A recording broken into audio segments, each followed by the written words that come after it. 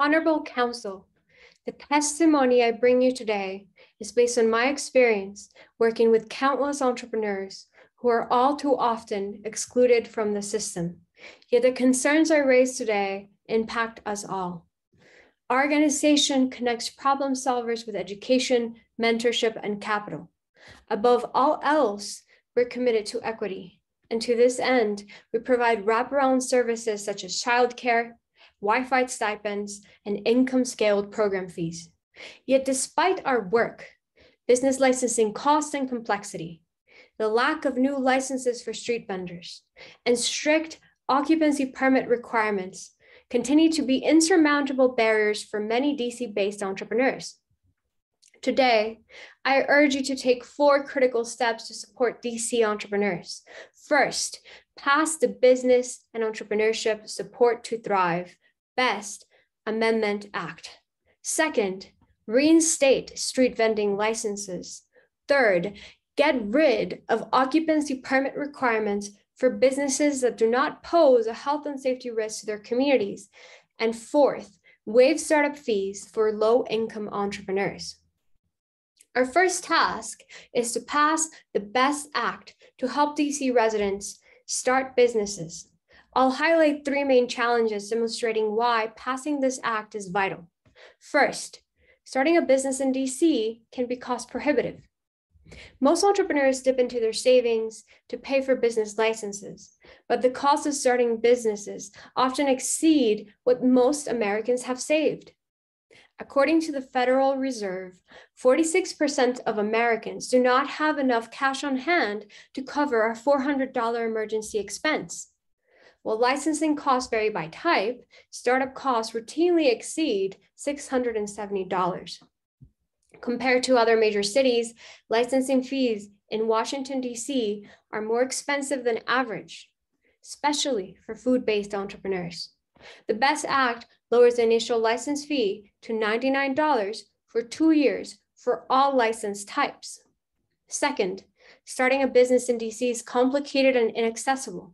DCRA's Small Business Resource Center does a phenomenal job in supporting entrepreneurs, deciphering which of the 100+ business license types is right for them.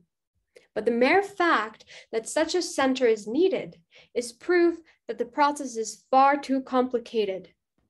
Moreover, licenses themselves are outdated. In 2022, there is still a license type for horse-drawn carriages. Allow me to contextualize by sharing the testimony of an entrepreneur from Ward 8. She says, I have multiple degrees and access to powerful networks. Yet even with these privileges, I have spent numerous hours on the phone, scheduling appointments with the business center, and asking colleagues questions about the process. Thankfully, I have the privilege of time. But this is not how I want to spend it. I would rather spend that energy building my business versus worrying that I might lose it because of a technicality I didn't even know about. I also want to note that online systems do not meet accessibility standards. For instance, the dcra.dc.gov page for registrations and licensing services business site scored 56 out of 100 and is not in compliance. Third, businesses looking to renew their licenses in DC face a regressive flat fee. Why does a multi-million-dollar company like Clark Construction pay the same dollar amount in business license renewal fees as a handyman solopreneur? The BEST Act establishes a progressive fee structure based on annual revenue for license renewals. Furthermore, it waives the license fees for businesses with $10,000 or less in revenue, providing startups a chance to start and to grow. I believe the BEST Act is a good start. It will begin to deconstruct laws that keep poor people from accessing economic opportunities that come with business creation. Yet more needs to be done.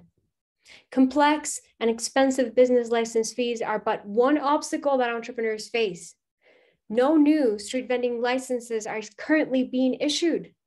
This represents a significant hurdle for residents seeking economic self-reliance.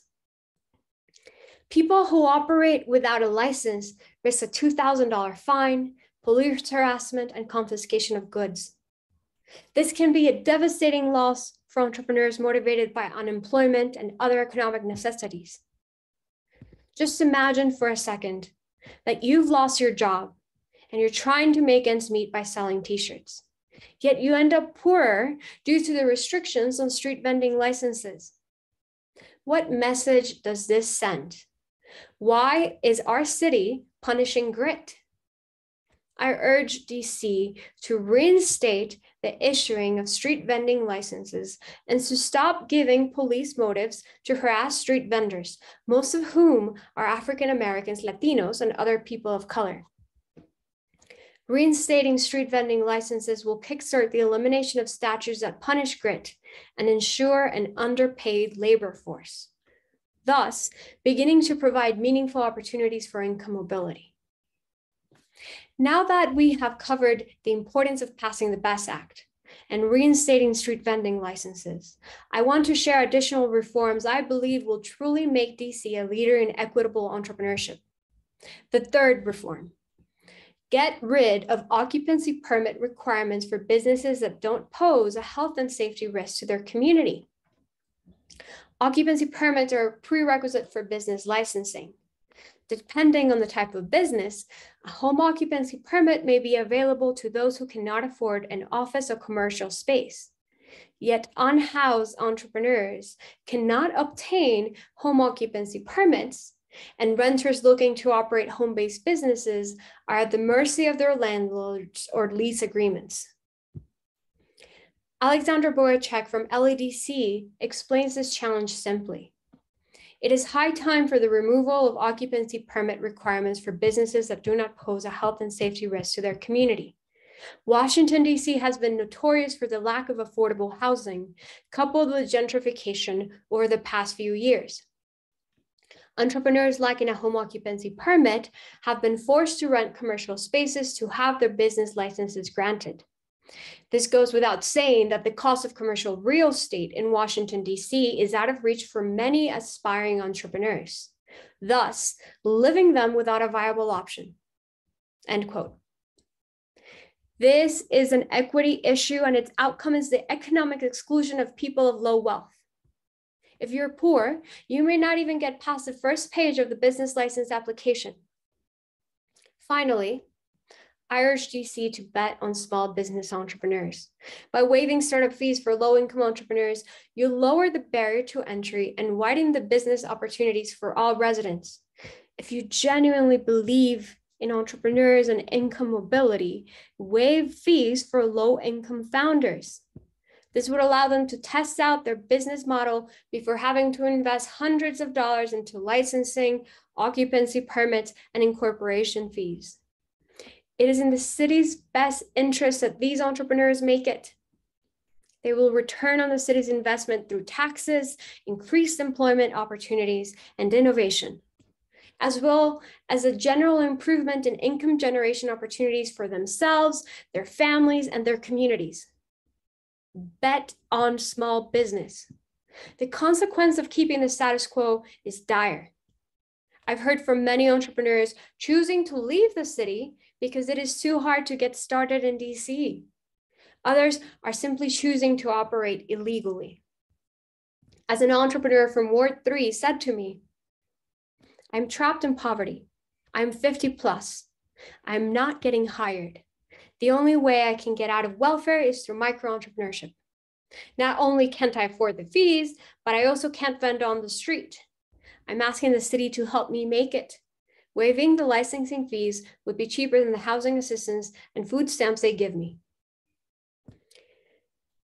With this, I conclude my testimony, and for the record, I have submitted the letters we have received from entrepreneurs in support of our petition for change, which thus far has been signed by 160 people in a matter of days. Thank you for your time.